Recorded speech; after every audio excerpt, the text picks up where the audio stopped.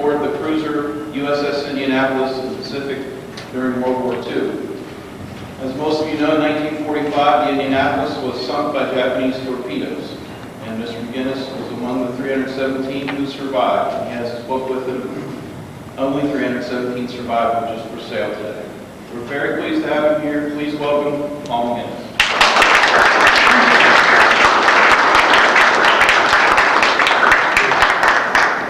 Thank you, ladies and gentlemen. I think the first thing I should do is possibly to explain what the USS Indianapolis is or was. She was a heavy cruiser. She was 610 feet long from bow to stern, and in fact a little bit over 610 feet, which is longer than 2 football fields. 66 feet across the beam.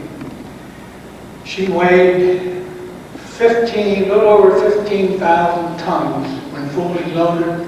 That means with oil, fuel, ammunition, and manned. And I made a little note here. There's over 100 tons of human flesh when you think of a crew of 1,196, so that's how much the men weigh. This is the signal bridge right here. When I speak of the signal bridge, I'm talking here, which is probably about 30 feet from the water. The navigational bridge is up here.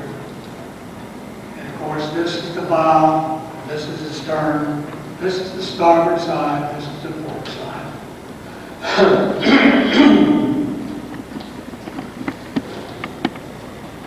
I think you can see the guns on her. She had 9 8-inch guns, meaning that the shell diameter was 8 inches.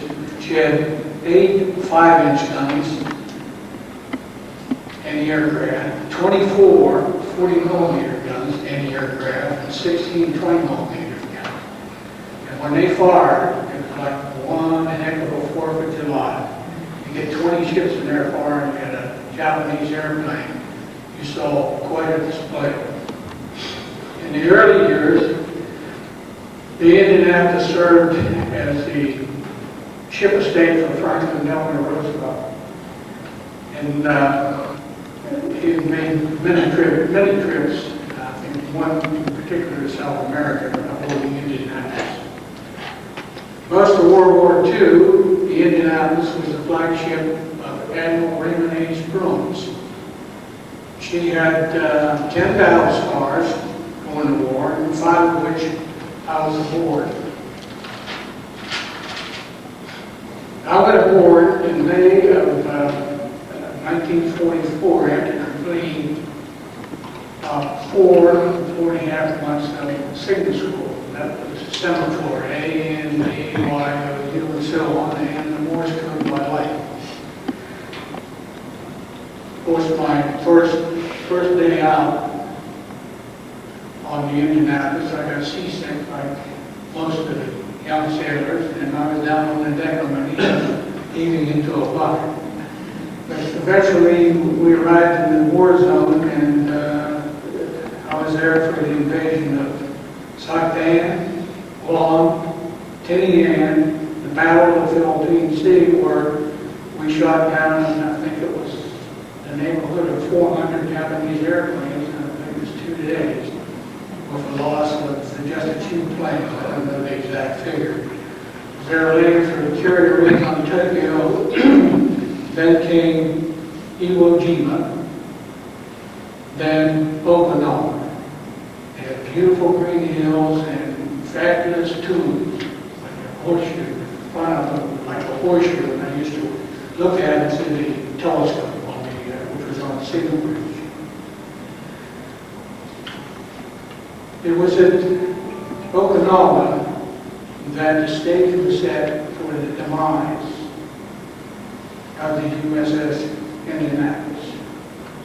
I had stood watch at midnight before, and of course, retard, and we always said, hit the sack. And about 7:30 in the morning, one of the signalmen awakened me and said, "You have to go back on watch as we're doubling the watch." So naturally I grumbled, I just got off watch and blah, blah, blah. So I got up, got dressed, went to mess hall and sat down, ate breakfast, and then proceeded to the signal bridge just a few minutes to 8 o'clock a.m. And I was, since it was the flag group of Admiral's Bronze, we always tried to look as neat as we could. So I was, the first thing I was doing was shining my shoes. And when I was shining my shoes, I heard a tremendous roar coming from above. I looked up, and there right in my direct vision was the whirling propeller and engine of a Japanese Kamikaze. Everybody knows, should know what a Kamikaze is. Suicide plane. He was headed just right for me. I ran forward and hit the deck on the side of the signal bridge, on the port side. Buried my head in my arms, and she hit. Now the ship, fortunately, was moving forward at about 25 feet per second as the plane was coming down. So when I first saw it, instead of and coming down and hitting me, the ship moved forward and hit back here someplace, stern. The plane hit the sort of the edge of the ship.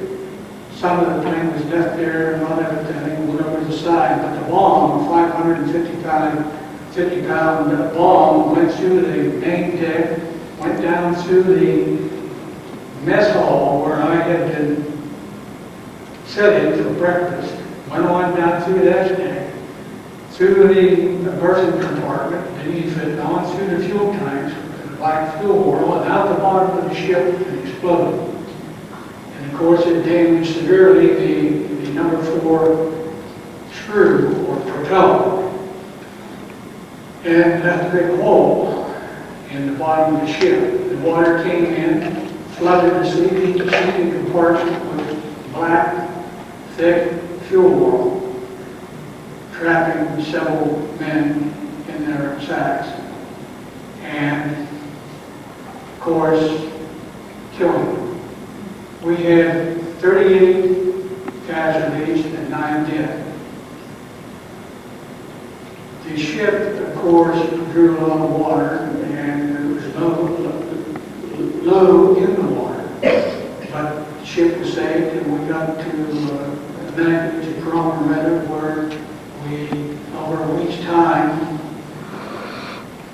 got repaired temporarily so we could make the trip back to the States. And of course, during that time, constant, and I mean constant, kamikaze attacks on all these ships, many of them which had been damaged in that anchorage. But we did get back eventually in convoy, headed back to the States and made it to Mare Island, where we went into dry dock. And we were there for a little over 2 months, and the ship was repaired. And on July the 15th, after each, there were 3 sections, they divided the crew into 3 sections, and each one had a certain number of days for go home on leave. Well, I chose the last one. And I got back, and on the 15th of July, we picked up this huge crate at Hunter's Point, along with 2 small containers.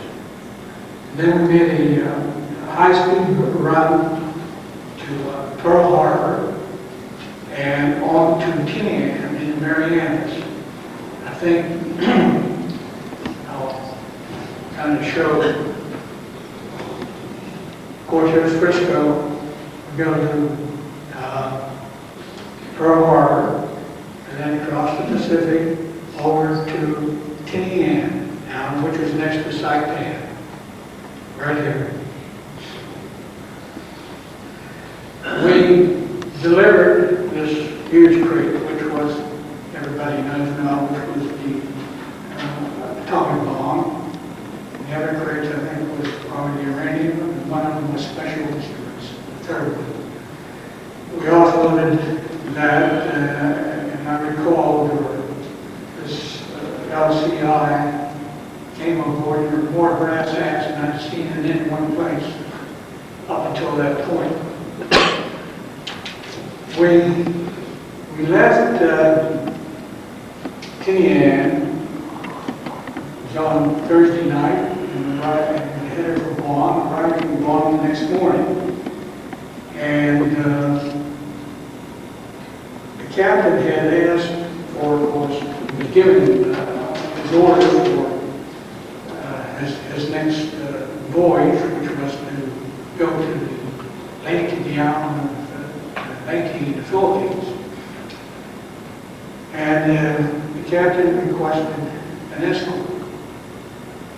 And they said, none needed. Now, a week prior to this, the destroyer Underhill had been sunk in the Pacific, in the area that we were going to be crossing. But the naval intelligence didn't think that it was appropriate to pass this information on to the port commander. So the port commander gave the orders as to what ship was to go where, when. Wasn't aware of the Japanese submarine menace in the Pacific area that we were going to be sailing into. So on Saturday, I think the captain asked twice for an escort and denied. So on Saturday, I think around noon, we sailed for the Philippines. And on Sunday, it was a sort of a rest day with no work details, but we almost got our watches. And I thought, boy, this is great. This is like being on a cruise. I've never done a cruise. I thought it was a great trip. Had a good meal, took a shower, and we had a very lenient chief in charge of the signal gate. So he let us sleep on the signal bridge, which was always denied us prior to his becoming our new commander on the signal gate. So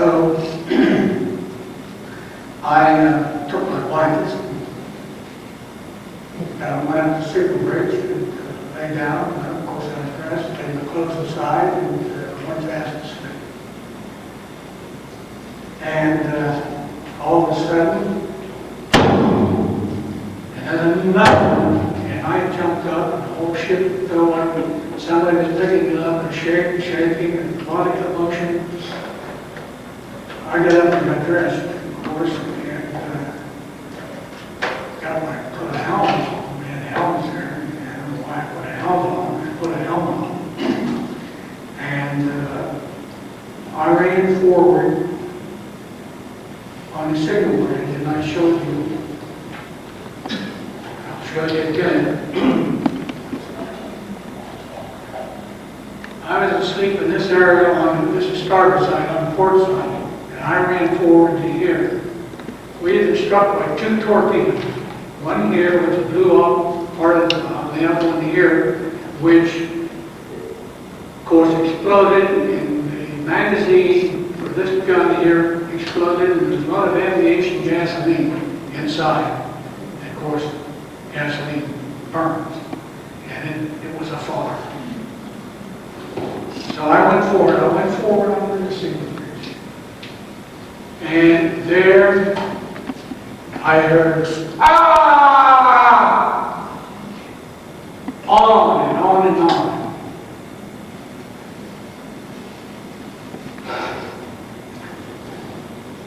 What I was hearing was men being cremated alive. And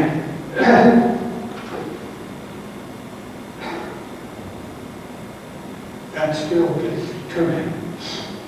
Anyway, eventually it stopped, whatever did. And I went back to the aft part of the signal bridge. And everything seemed to be okay as far as the ship was concerned. It was still moving forward. And it was steady as she goes. And I looked over the port gunwale, and I saw our wake.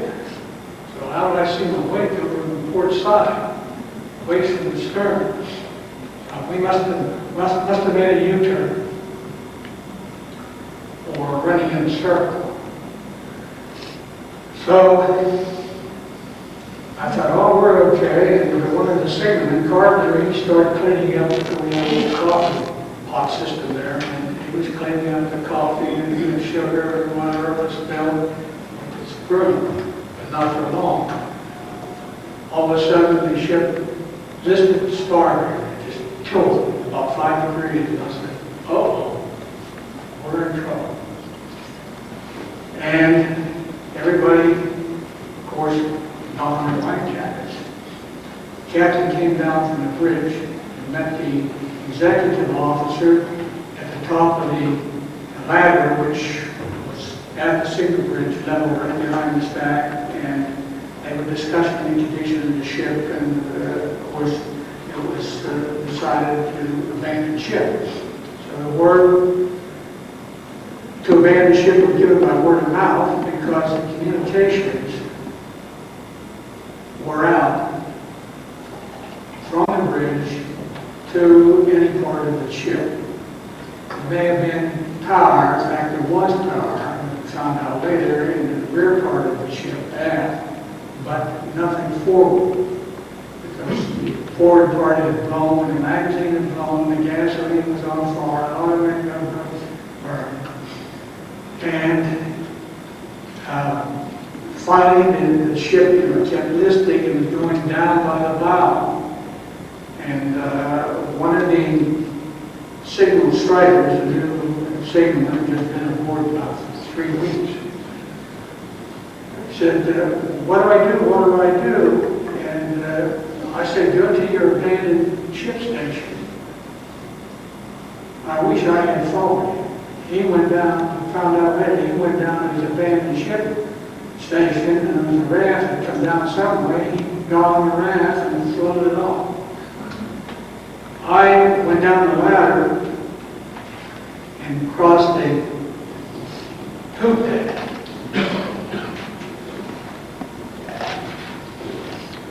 I went down the ladder, which right here, and come down across this poop deck there, and you can see these life rafts here. I come down on the port side, which would be on this side, just about here. And here are the life rafts. There was an officer, a lieutenant, in his underwear, no life jacket, just underwear, no shoes, trying to get a life raft down. I was over to poop that rail lifeline, starting down to the next small passageway deck. And he said, you'll never make it without a life raft. And he was damn right about that. However, I stopped and I started back up to give him a hand, but I felt the ship rolling so much, I said, the hell with this. I wasn't going to get back up. So I turned around, half slid, half jumped down into the water. Now, first of all, we better inject that lieutenant didn't make it. He didn't have a life jacket, and I think what happened is the ship rolled over, he went into the water, and the ship probably came down on top of it. And he was lost at sea. I got into the water, went down rather deep, and came back out through, and the fuel oil in the water was probably not that deep, but the black oil on the head, nose, eyes, and it was a mess. But I had one thing in mind, get away. So I swam as fast as I could, as hard as I could, away from the ship and the current, and there are currents in the ocean. I was going with the current. So when I stopped, I should be far enough away to turn. And there stood the Indianapolis, straight up and down. About half the ship out on the water again. It stood there, just like a black lightning against the best black sky. And it stood there for a moment, and then went down and down and down and disappeared. And I was in the smoke. I think about the men who were trapped inside. They, of course, a lot of the compartments, dog type, had to be dog. And some of them would be wounded, injured, or trapped. And that ship would go down, and the depth of the ocean at that point out there, somewhere like 2 miles deep. They would go down, and the compartment would be sealed, and the pressure, the water pressure would be so tremendous that the steel compartments, of course, would start moaning and moaning, and then all of a sudden the pressure was crushing, and then these men would be, of course, crushed and drowned in water. And I wouldn't want their shoes, and then a terrible death. As I said, I was in shock. And I was by myself. But I heard cries for help out in the darkness. The ocean, the waves, and the swells were running about 10 feet. They were sort of whitecapping, if anybody's been to sea, you know what I mean. And eventually, I heard other men, and we got probably about 20, 25 of us got together around we had these floater nets, little balls on the float that they were tied together. And they were all in a bundle, and we got around one of those and discussing, did we get an SOS? We didn't know whether we did or not. And they talked about what happened, about throwing the CO2 extinguisher on the 20-millimeter magazines, and eventually they ran out of talking, so they said we should say a prayer. So we said the Our Father, and probably all things. And then everything was silent. Then I started, I said, gee, I should be, I saw too many movies when I was a kid. I said, oh, I ought to do something to keep the morale up. So I started singing my marching songs at the University of Illinois. And I had a little repertoire of these songs, and I sang those. And of course, when I ended, everything was quiet, silent. Nobody said anything. Then, after a little while,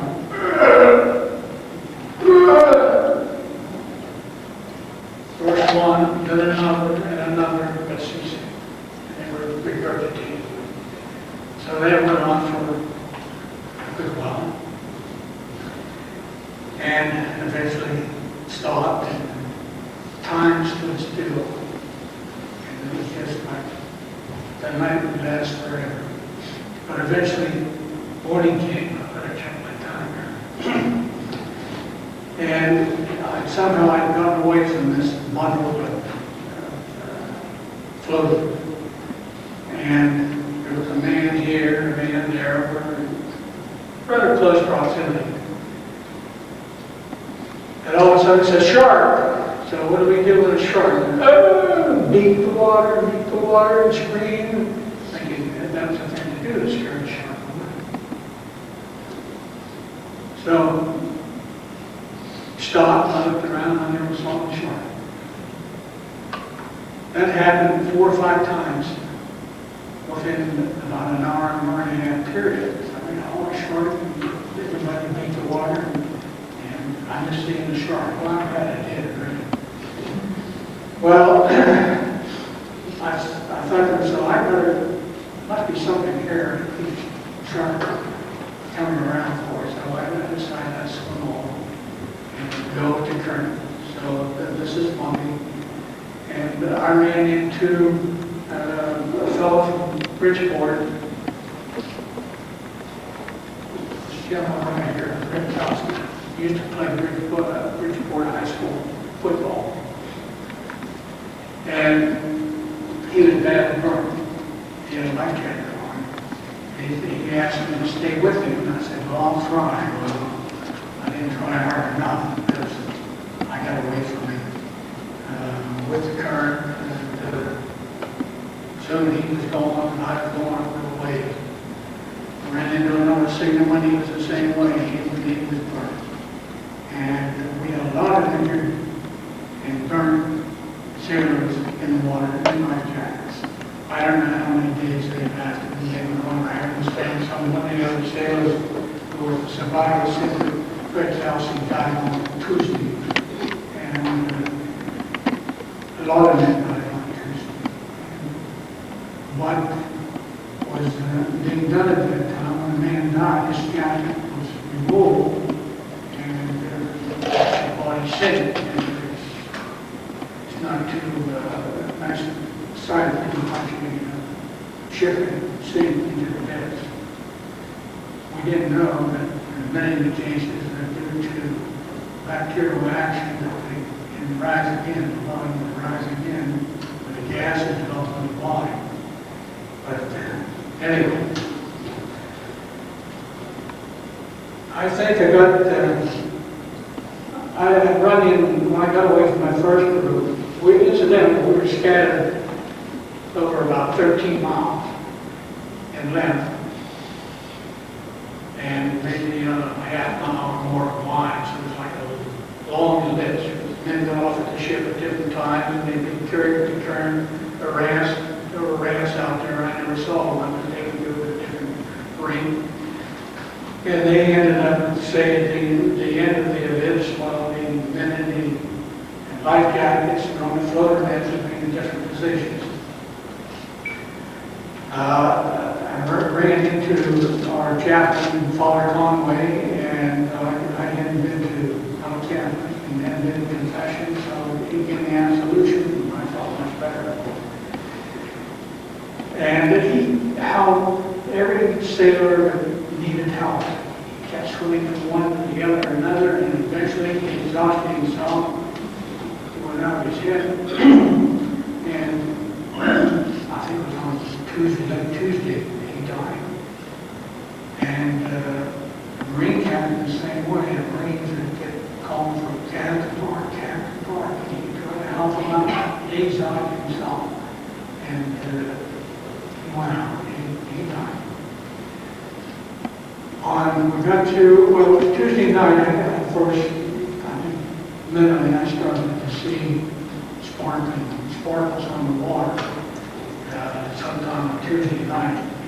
And I thought that was interesting, and I saw it out by myself, and I kept calling to somebody I couldn't hear anybody, and on the radio would come out, whom I knew. Saw me and I said, "Where's that crate you talking about?" I said, "Well, it's out there somewhere." So he swam off. He never made it. On Wednesday was a bad day. That's when I first really had a hallucination. I saw arrows on camels. The water had turned to sand. And they were circling in a large circle around me, and they were closing in. And I started talking to them in a strong nasal terminology, which I don't think I want to repeat here. And they got in, I'd say, 20 feet away from me. And all of a sudden, like somebody threw a switch, they were gone, and all I saw was my fellow survivors in their life jackets and big overall events. I think it was, I got over that hallucination. I had, you fall asleep, you can't sleep in a life jacket very long. You fall asleep, and I was dreaming about being in a restaurant, and I'd be drinking iced tea or lemonade or whatever. Everything I drank tasted salty. So I must have been sipping the salt water in my drink instead. Thank God I've been drinking and gulping it down.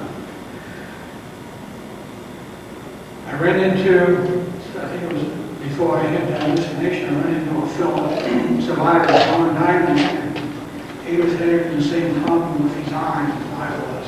That's like grit in the eyes, from the oil and the salt water, and using the hands leads to no avail.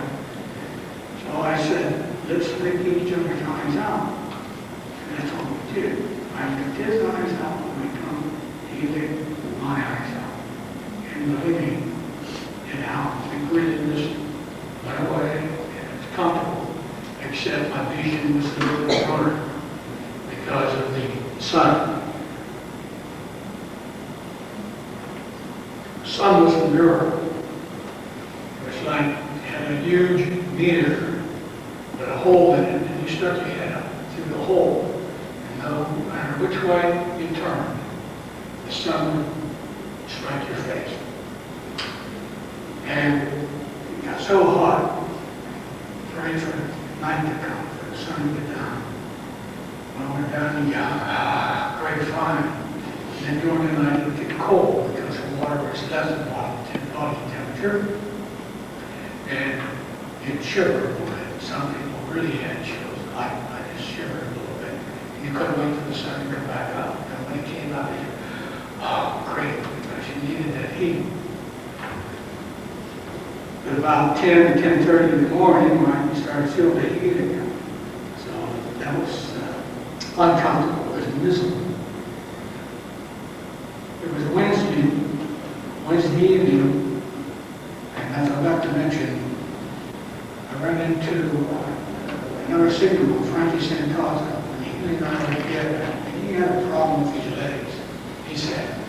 So I'd hold his legs, and he lay out flat, float. Well, I think what he was doing was taking cat naps, you know. I'd hold him for maybe 10 or 15 minutes, and he might fall asleep for 5 minutes and get a little relaxed, because he often said, I like to go and hold my legs, and that's what I did. But anyway, we were together. And in the evening, we saw this sailor. He was a radio. I didn't know his name. He was screaming at the top of his voice, beating the water like this. And we approached him, quieted him down. And we must have, he was quiet, and Frank was on one side and I was on the other. We must have fallen asleep on him.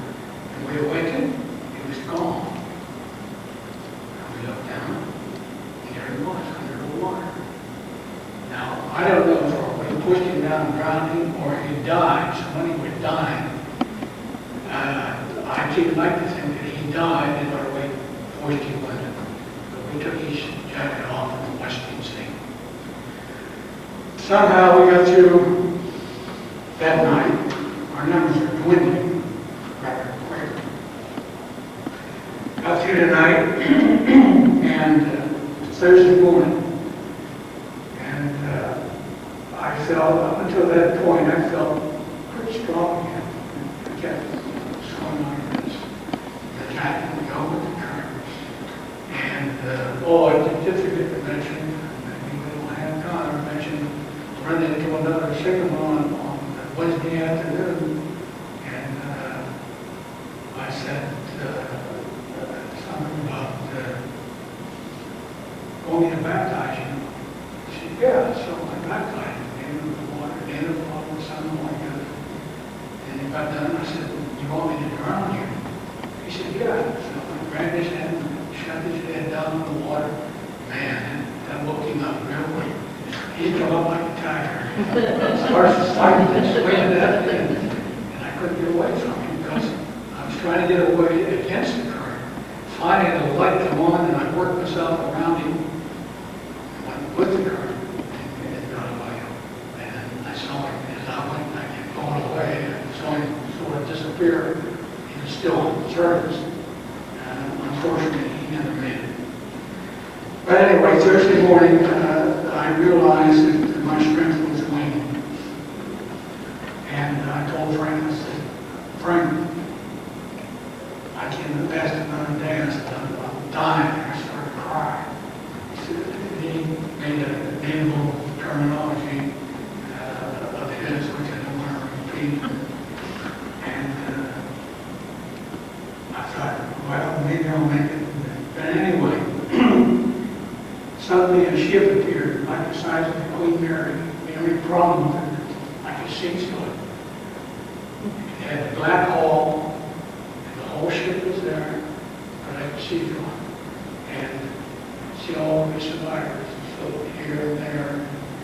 And the ship stayed there probably 15, 20 minutes. Sometime late morning, Still refrained, we heard a tremendous roar.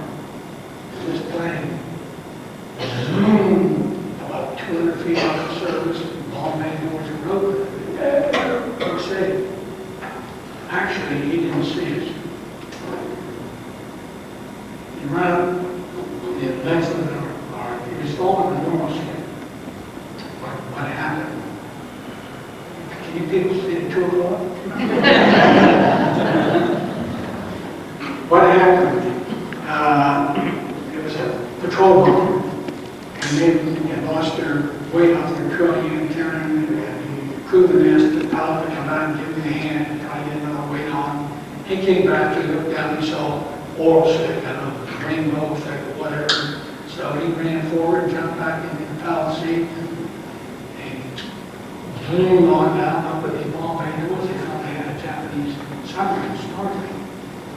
So they come by, and they zoomed on by, and all they saw in the water were bumps. They went out the back of the bumps, and they couldn't figure out what are these bumps. They're going maybe 200, 250 miles an hour, full speed. And so they gained altitude, and when they gained enough altitude, this was told to me by a crewman on the plane. He said, then we saw what the bumps were meant. So they radioed the men in the water. And in Palau, they sent out a PDY, pounded by 8 midwives. Excuse me.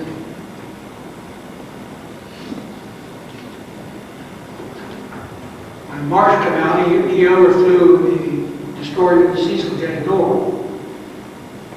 And the captain of the plane, or the captain of the ship, inquired what's going on. So Mark told him that there were men in the water. Of course, the message had come through Garden, and they weren't sure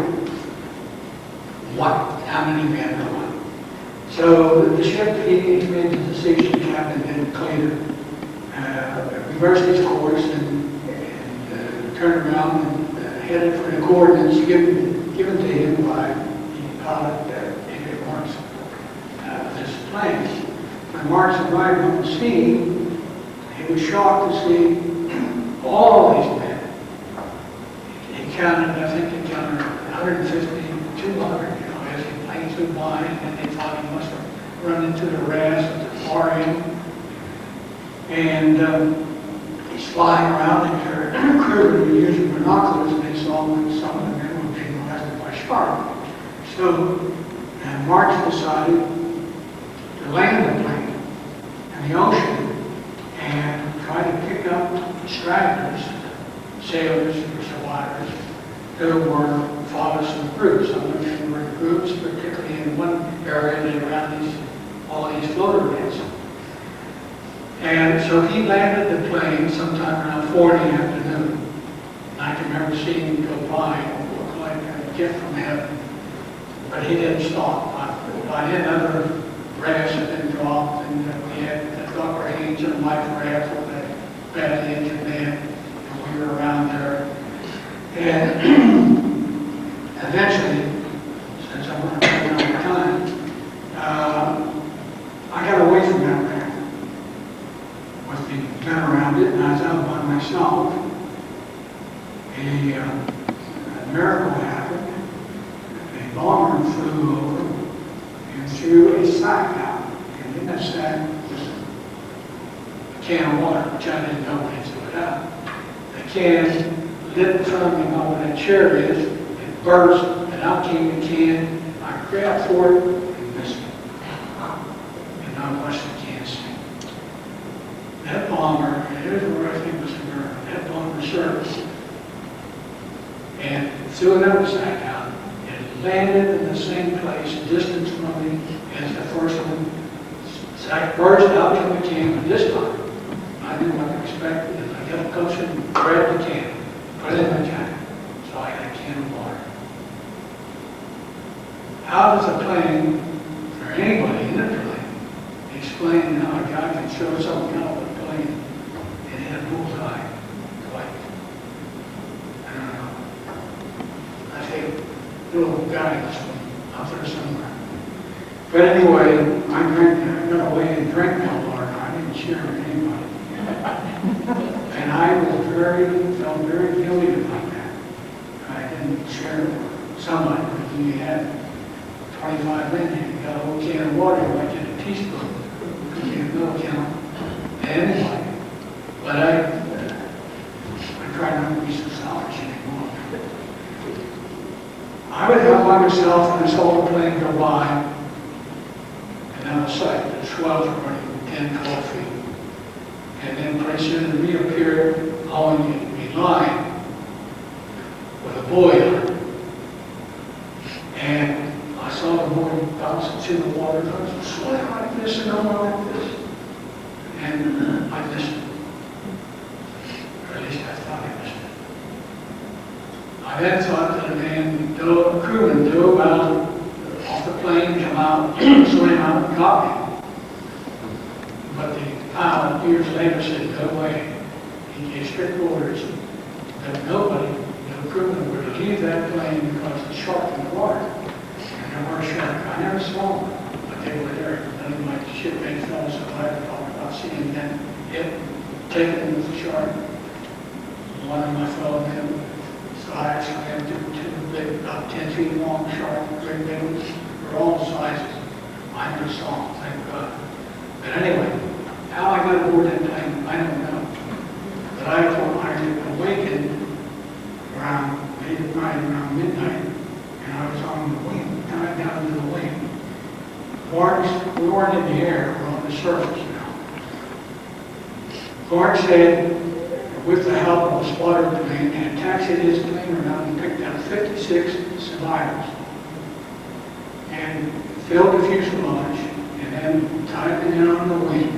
And I can remember them walking down the wing, giving water to them. And when they got to me, I said, I already had mine. I was so guilty about taking that chance that I refused the water saying they already had mine.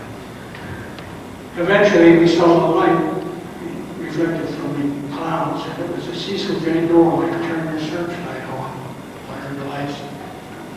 As a beacon of hope as it was coming in.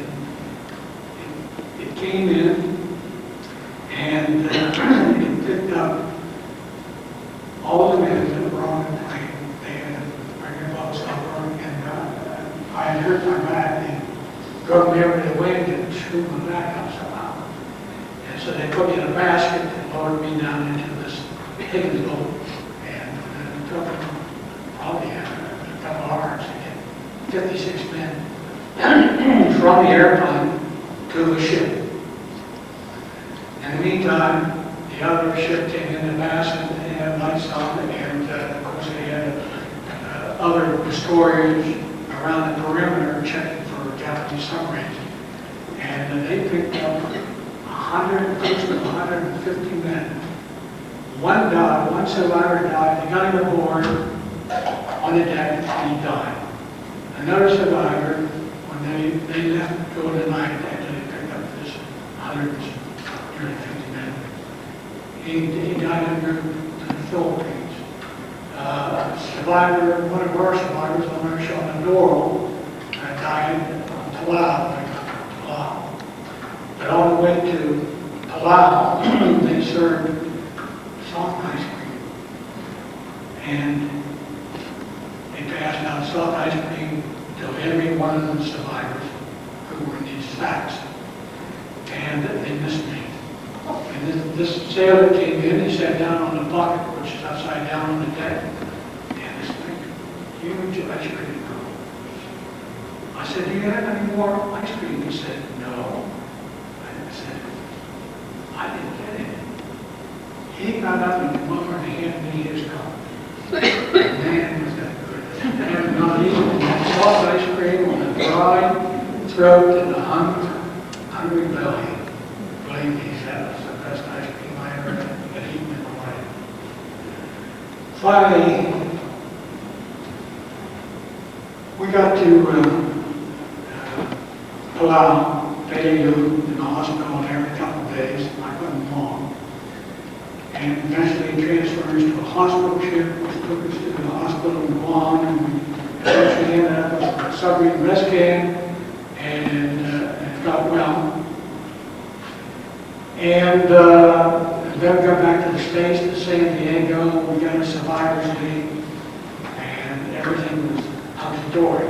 They shipped me back to California, and I stayed there until I was discharged in April, May of the following year. The story doesn't quite end there. There was so much outrage about the loss of so many men that they had to have a scapegoat. So they court-martialed our captain, and they found me guilty of hazarding the ship. And I'd like to read, if I can find it.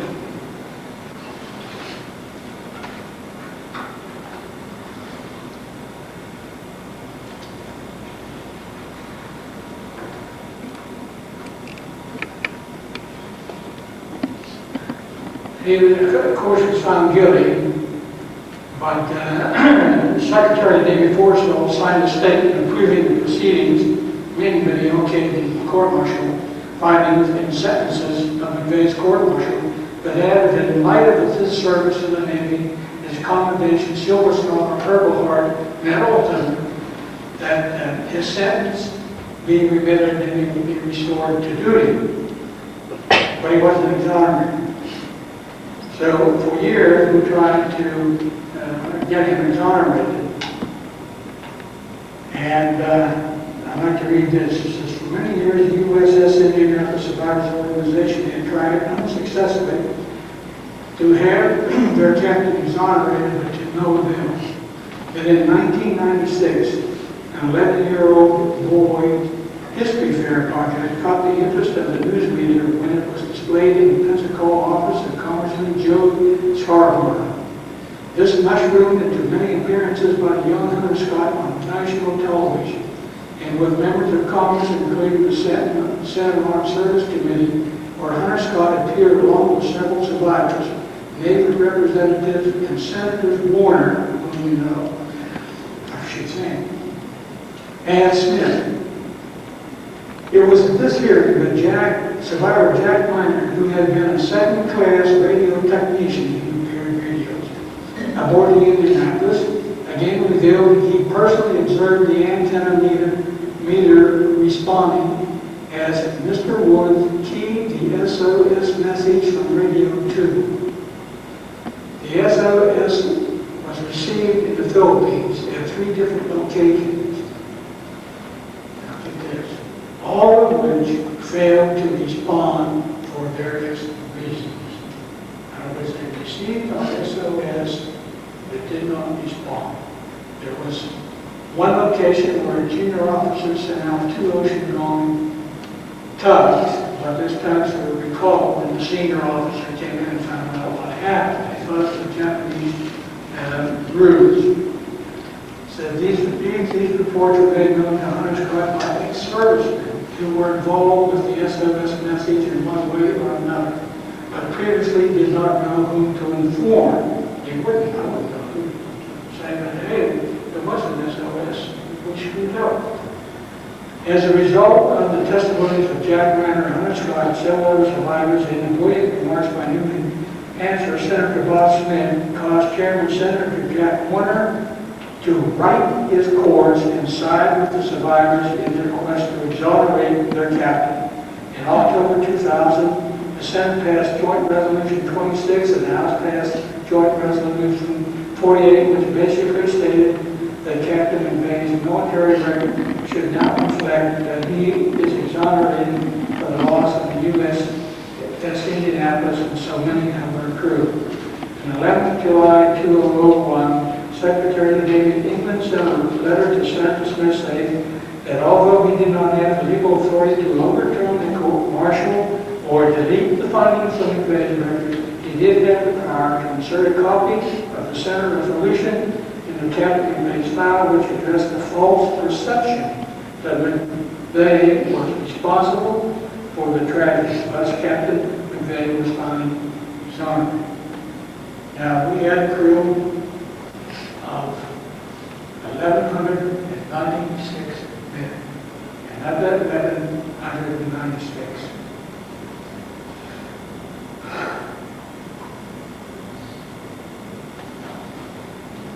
Only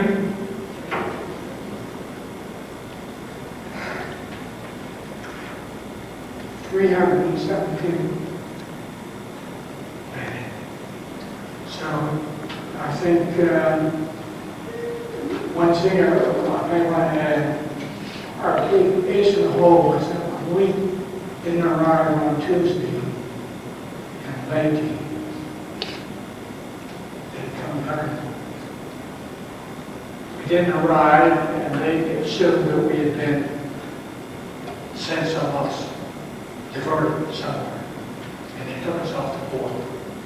So I think nobody really checked. I think there was incompetence in many high places. Then, as there is today. So you just can't depend on anybody 100%. So I think that brought out the story of Indianapolis. I thank you, and I trust that.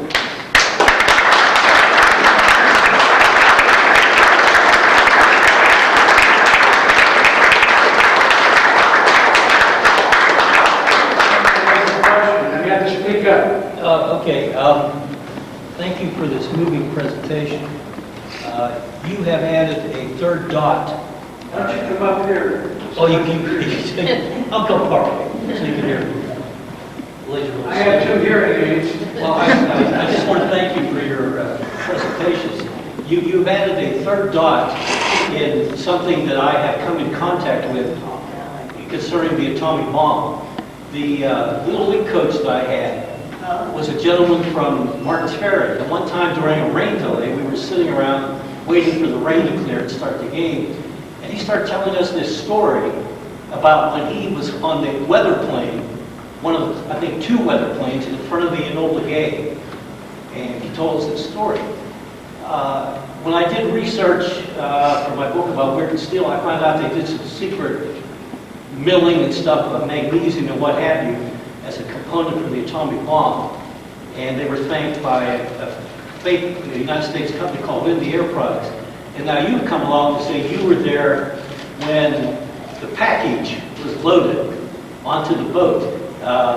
It's very fortunate that the boat wasn't sunk during the time you were carrying this high-grade material. The actual delivery. So you've added a third, I'm glad you survived, and you've added a third leg to this trilogy, if you will, about the atomic bomb. And was there any fear that if this package had gotten sunk? Well, they were talking about that was the #1 priority to save the package. If the ship got hit and was sinking, that they were going to try to save it, but they couldn't save that crate. It weighed at least half a ton or more. It was quite large, I'd say 12 feet long, maybe 4 feet, 4.5 feet high, and maybe wide, 6 feet or more, plus the other 2 containers. They never would have saved that box. But we often question what's in that box. Somebody said, oh, it's toilet paper for German guards. And we had special radio gear. Nobody knew what was in that box. But maybe I should point out that the atomic bomb, no matter how devastating the outcome, it saved millions of lives, because the Japanese were really ready for it. Yodeling Dick here to tell you about our happening. Suicide.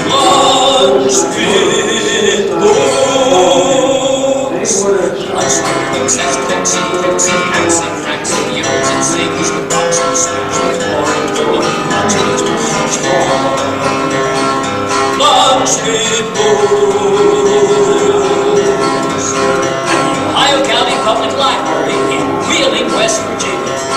It'll make you feel like yodeling. Hey,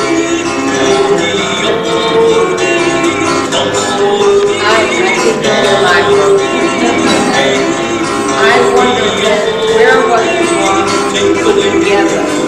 The rockets were playing. Most On Tuesdays at noon, bring your lunch. We'll provide the pot. And it's all free. Lunch with books. Knowledge is served. Did you have scientists there who put them together? Well, they brought someone with them that none of us flew in. They had 2 men dressed as Army officers who weren't Army officers that stayed with the uranium and the other package all the time. Thank Does that you answer very your question? Yes, thank you very much. Your presentation was wonderful. Thank you very much. Hey, Paul, wasn't the bomb actually armed in white before it was Well, that's arming it and assembly. They did to assemble the bomb. And it was assembled on the island of Tinian and put into the plane. But the armor, it was armed in the airplane during the flight when they were approaching the target by a physicist or a scientist. Have they ever found the Indianapolis? Have they ever gone down and actually surveyed it, look around? Well, they tried. They sent a ship out there with one of these robot little submarine things with TV on the lights, and they thought they had it. And what turned out to be a huge rock about the shape of the ship. And see, they're going down 2 miles or more deep as far as they could get out of this thing. They had an awful time. We had table problems and had to come back. And the typhoon came up, and anyway, they finally found out that this thing that they thought was the Indianapolis was just a huge rock.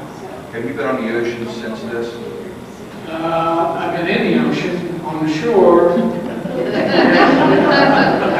I won't go on it anymore since I had all these shark attacks. Only 20 feet out from the shore. And my brother lives in Florida. He says, I don't go in the water anymore. They got too many critters in there. I don't think that. No cruises for you. Excuse me? No cruises for you.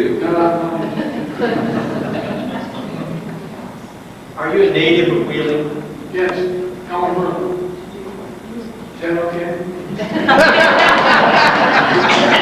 I like that.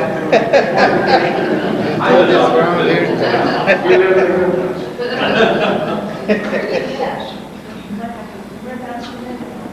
Right on US 40, right across from Racebex. Kind of noisy there, isn't it? Not like it used to be when there was a train going through. Plus all the traffic of America. I have a- So where did you go to school, grade school and high school? I went to St. Vincent's for 8 years at grade school. Then I went to Philadelphia High School for 3 years and about half a month. In September of my senior year, I joined the Navy. And how old were you when you were facing those sharks? When I was what? How old were you in the water? Well, I went into the Navy when I was 17. When I was in the water, when the ship sunk, I was 19 and a half years old. Just a young fellow.